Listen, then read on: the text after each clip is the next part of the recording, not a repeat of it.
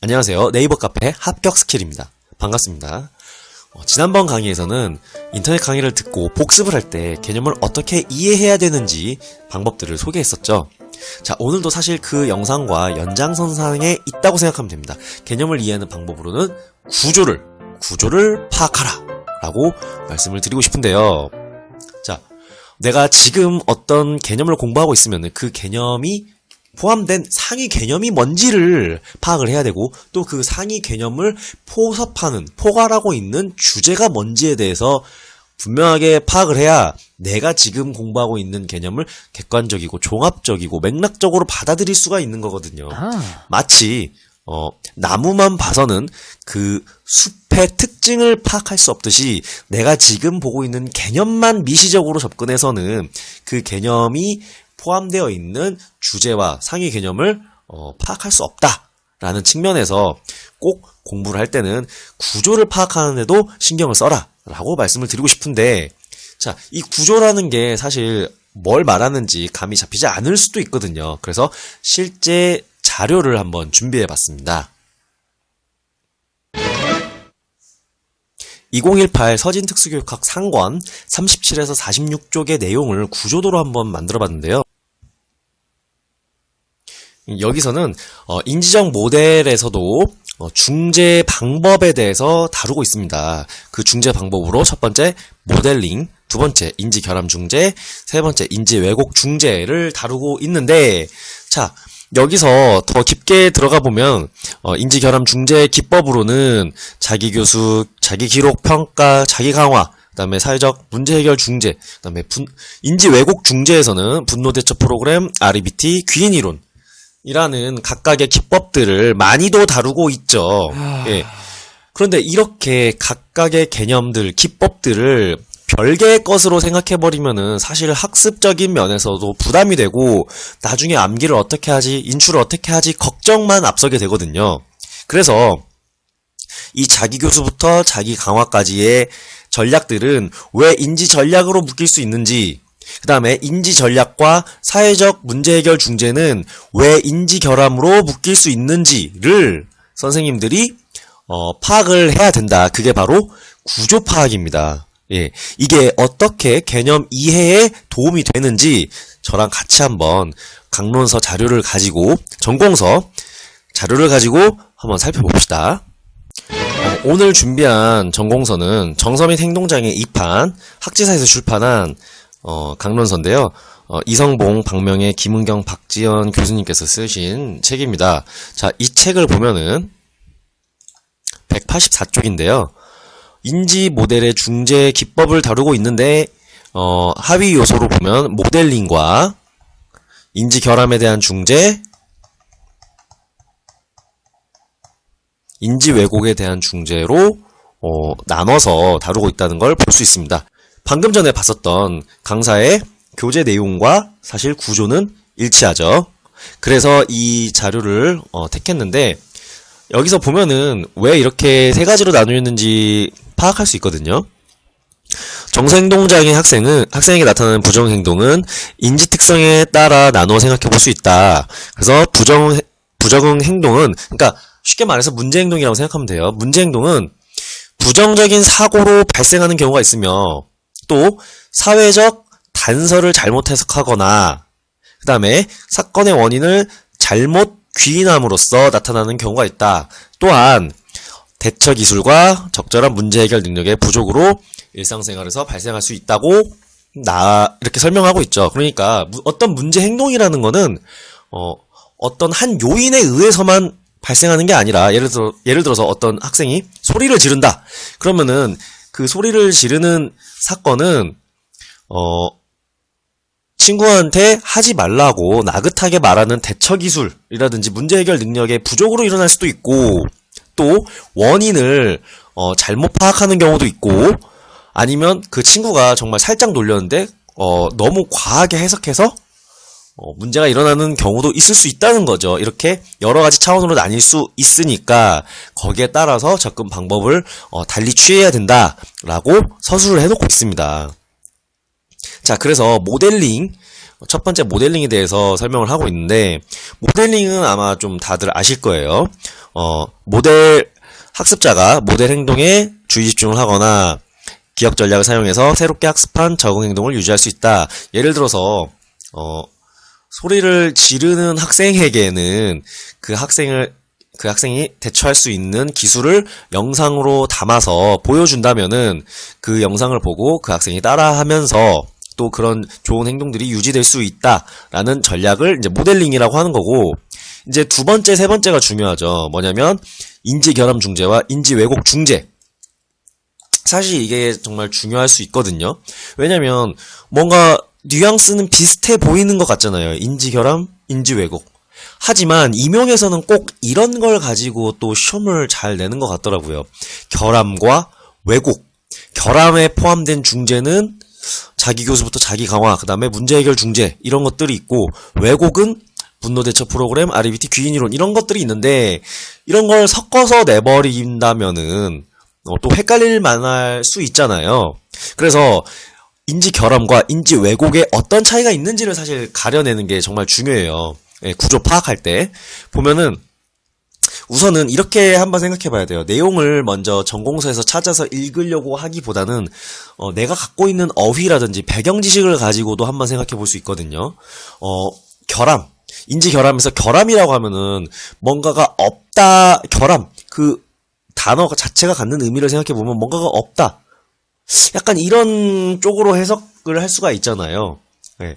그 다음에 왜곡은 뭔가를 받아들이는, 비꼬아서 받아들이는, 곱게 받아들이지 못하는, 약간 이런 측면으로 생각해 볼 수 있는데, 이런 과정을 추론을 해봤다면은 전공서를 보면서 과연 내 생각이 맞는지 점검을 해보면 돼요. 자, 우선 인지결함에 대한 중재를 볼게요. 문제행동은 인지결함에 따라 발생할 수 있다라고 설명하고 있죠.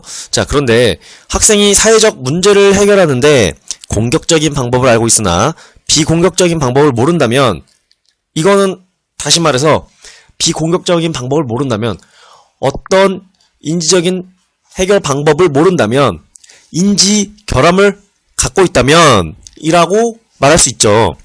자, 그랬을 때 사회적 문제에 직면하면 문제를 해결하기 위해서 공격적인 방법을 쓸 것이다. 그러니까 친구가 살짝 놀렸는데 이거를 적절하게 대처할 수 있는 방법을 모르면 소리를 꽥 질러버리는 뭐 그런 공격적인 방법이라든지 때린다든지 이런 것들을 사용할 수 있으니까 인지 전략을 가르쳐 주자라는 접근이 바로 인지 결함에 대한 중재입니다. 자, 그래서 밑에 보면은 인지 전략에 대해서 다루고 있고, 그리고 사회적 문제 해결 전략을 다루고 있는데, 이 내용을 다 보면은 사실 강의가 돼버리죠. 특수교육 강의가. 그래서 간단히만 언급을 하자면 인지 전략에서는 뭐 자기 교수, 뭐 자기 구조를 보시면 알듯이 자기 교수, 자기 기록, 자기 평가, 자기 강화 같은 전략을 다루고 있는데, 자기 교수 같은 것들은 어떤 새로운 전략을 교사와 학생이 함께 하다가 학생이 큰 소리로, 뭐 작은 소리로 혼잣말로 하면서 그 기술을 자기 걸로 내면화시키는 게 이제 자기 교수거든요. 예. 그러면 이 자기 교수는 어떻게 인지 결함과 연결이 될 수 있느냐?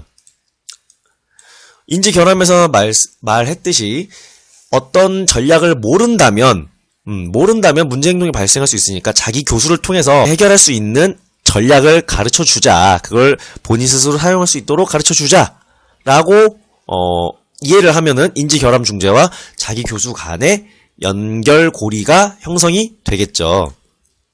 자, 마찬가지로 자기 기록, 자기 평가, 자기 강화도 뭐냐면, 어떤 방법을 배웠다면은 그것을 자주 사용하는지 빈도수로 기록을 해야 될 거고, 또 잘 썼는지도 평가를 해야 되고, 잘 썼다면 평가도 잘해서 약속한 기준대로 썼다면 강화를 하면서 그 행동을 계속 유지하고 자주 사용할 수 있도록 도와줘야겠죠. 그래서 이런 기법들은 결국 다 인지 결함 중재로 포함이 된다라고 파악을 하시면 됩니다. 자, 마찬가지로 사회적 문제 해결 전략도 사회적인 사건이 발생했을 때 그 문제를 해결할 수 있는 방법을 알려주는 건데 사실 이 부분도 마찬가지거든요. 자, 그 다음에 인지 왜곡에 대한 중재를 한번 살펴볼게요. 그럼 인지 왜곡 중재는 인지 결함에 대한 중재와는 또 어떤 차이를 가지는지를 일단 초점을 맞춰야 돼요. 그게 바로 구조 파악이니까요. 자, 보면은 정서행동장애는 자신이나 타인과 관련된 주변의 사건에 대해 잘못 생각하는 왜곡된 사고로 나타날 수 있다 라고 설명을 하고 있습니다. 그러면 여기서 인지 왜곡에 대한 중재에서도 이제 두 가지 차원으로 또 나눠서 설명을 하고 있어요. 첫 번째가 왜곡된 정보 처리의 수정 방법, 그 다음에는 왜곡된 신념 및 귀인의 수정 방법에 대해서 다루고 있는데, 우선 왜곡된 정보 처리부터 한번 봅시다. 왜곡이라는 말이 참 중요한 것 같아요. 정서행동장애 학생은 사회적 정보를 부정확하거나 선택적으로 인식하고 그에 따라 부정적으로 인식하는 경우가 많다. 그들은 사회적 정보에 대한 왜곡된 처리 과정 때문에 사회 내의 각 구성원이 사회적 상황에 대해서 다른 방법으로 해석할 수 있다는 것을 인식하지 못한다라고 설명하고 있죠. 좀 어렵죠? 간단하게 표현을 하자면 친구가 놀리는 과정을 떠올려 봅시다. 근데 이게 나한테 놀리는 게 아니라 사실 내 뒤에 있는 사람한테 놀릴 수도 있는 거잖아요. 그런데 그걸 보고 나한테 놀렸다고 생각을 해버리니까면은 이게 바로 사회적 정보를 선택적으로나 아니면 부정확하게 인식하는 거겠죠. 그래서 소리를 꽥 지르거나 주먹을 날린다거나 이러면 이제 부적응 행동이 나타나는 거고요. 자, 이게 바로 이제 왜곡된 정보 처리 수정 방법인데, 그래서 이제 이 관점에서는 분노 대처 프로그램을 우리가 지도해야 된다라고 설명을 하고 있고, 여기서 제일 중요한 요소는 사회적 조망 수용인데, 분노 대처 프로그램에서 사회적 조망 수용이라는 건 타인의 관점을 한번 이해할 수 있도록 또 지도해야 된다라는 의미거든요. 예를 들어서 이 친구가 정말 나를 대상으로 놀리는 건가? 혹시 내 뒤에 누가 있었나? 라고 생각해 볼 필요도 있는 거잖아요. 그리고 그 친구는 쟤는 원래 그냥 수업 시간에 하는 일 없이 놀리기만 하는 친구야. 원래 그런 애야. 나만 그런 게 아니라 원래 그런 애야. 라고 생각을 해버린다면은 좀 더 상황을 객관적으로 받아들이고 그냥 무시하고 넘기는 방법도 취할 수 있겠죠. 예, 그게 이제 왜곡된 정보 처리 수정에서 분노 대처 프로그램을 다룬 거였고, 자, 그럼 두 번째 접근은 왜곡된 신념 및 귀인의 수정 방법이 있는데, 이 말이 참 어려울 수 있거든요. 왜곡된 신념. 이게 뭐냐면, 앨리스라는 학자가, REBT라는 합리적 정서행동 치료 방법을 고안했는데, 거기서 사용하는 용어거든요. 왜곡된 신념, 비합리적인 신념. 자, 그럼 비합리적인 신념이 뭐냐면, 학생이 문제를 일으키는 것은 상황에 대한 학생의 비합리적인 신념 때문이다 라고 말을 하는데, 예를 들어서 내가 시험을 못 봤다 라는 객관적인 사건을 A라고 가정을 해봅시다. A.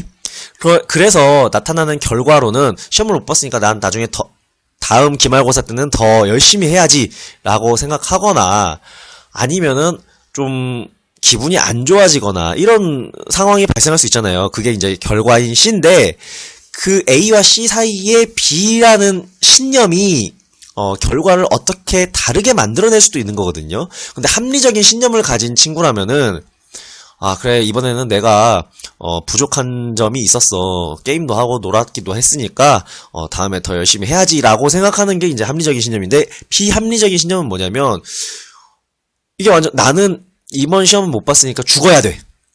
나는 큰일 났어. 난 이제 공부에는 완전 소질이 없어. 라고 극단적으로 너무 상황을 몰고 가는 게 바로 이제 비합리적인 신념인 거거든요. 그래서 그런 신념을 논박을, 적절한 논박, 아니야 넌 그렇게 생각할 게 아니라 객관적으로 봤을 때 네가 투자한 시간이라든지 공부 방법을 몰라서 그래 라고 적절히 논박을 취해주면서 이 학생의 비합리적인 신념을 수정해주는, 재구조화해주는 방법이 이제 REBT고, 자, 근데 귀는 뭐냐면 내가 실패를 했다면은, 시험에서 실패를 했다면은 그 원인을 내 노력에 돌릴 수도 있지만 그냥 운으로만 돌려버린다면 사실 다음에 더 잘하고 싶은 마음이 생길 수가 없거든요. 나는 운빨이 너무 안 좋아. 난 공부를 해도 안 돼. 라고 생각한다면은 이 학생에게 노력에 가치를 심어줄 수가 없기 때문에 그런 원인을 올바르게 잡아줄 수 있도록 도와줘야 된다라는 관점에서 그 관점에서 왜곡된 신념 및 귀인의 수정 접근 방법을 다루고 있습니다. 자, 그러면 다시 구조로 돌아가 볼게요. 구조를 보면은 인지 왜곡에 대한 중재로서는 분노대처 프로그램, REBT 귀인 이론을 다뤘는데 이제는 조금 구분이 갈 거예요. 인지 결함과 인지 왜곡에 있어서는 어떤 차이가 있는지. 인지 결함에서는 문제를 해결할 수 있는 전략을 모르니까 결함을 갖고 있으니까 그거를 가르쳐주고 유지하고 강화시켜줄 수 있도록 알려줘야 된다라는 관점인 반면에 인지 왜곡은 사회적 정보를 부정확하게 또는 선택적으로 인식해서 문제가 발생할 수도 있고 그게 이제 왜곡된 정보 처리의 수정이고 왜곡된 귀인 및 신념은 뭐냐면 신념 체계 자체가 너무 극단적으로 항상 생각하는 사람이 있기도 하거든요. 예. 그래서 인지 왜곡은 주어진 정보를 뒤틀려서 생각하거나 아예 사고관이 좀 너무 부정적으로만 형성이 돼 있다면 그거를 고쳐줘야 된다라는 관점에서 다루고 있습니다. 그래서 인지 결함과 인지 왜곡에서 차이는 분명하게 또 다르다는 걸 알 수가 있죠. 예. 그러면 다시 한번 더 돌아가 볼게요. 자, 인지 모델의 중재에서는 정서행동장애 학생에게 나타나는 부정행동은 부정적인 사고로 발생할 수가 있으며 이거는 무엇을 말하는 걸까요? 인지 결함, 인지 왜곡, 인지 왜곡에서도 정보 처리일까? 아니면 신념, 비합리적인 신념일까? 생각해보면 비합리적인 신념이 가장 가깝거든요. 부정적인 사고로 발생하는 경우가 있으며 사회적 당사를 잘못 해석하거나 이거는 뭘까요? 정보 처리를 잘못했다는 거잖아요. 정보 처리의 왜곡, 그 다음에 사건의 원인을 잘못, 귀인, 이것도 귀인이고 그러면은 또 대처기술과 적절한 문제 해결 능력의 부족 이런 거는 인지 결함에 좀 속하겠죠. 아니면 모델링 차원에서 접근할 수도 있고 자, 그래서 인지 모델에 대한 서론이 각각의 내용을 보니까 모델링과 인지 결함에 대한 중재, 인지 왜곡에 대한 중재를 보니까 앞에서도 충분히 서술을 해주고 있다는 걸 우리가 알 수 있고 결국 이 구조를 완벽하게 파악하는데 도움이 되는 문구라고 생각할 수도 있겠죠. 예. 자, 이렇게 정리를 하자면은 구조를 파악해야 각각의 개념을 보다 잘 이해할 수 있고 그 개념이 속한 접근, 주제를 파악할 수 있는데도 도움이 되거든요. 예. 지금은 말씀드리긴 이르지만 암기라든지 인출에 있어서도 분명한 도움이 되는데 그건 나중에 제가 컨텐츠로 꼭 다뤄볼게요. 예. 그래서 구조를 파악하는 거에도 꼭 힘써야 된다 라고 말하면서 오늘 컨텐츠는 여기서 마무리하도록 하겠습니다.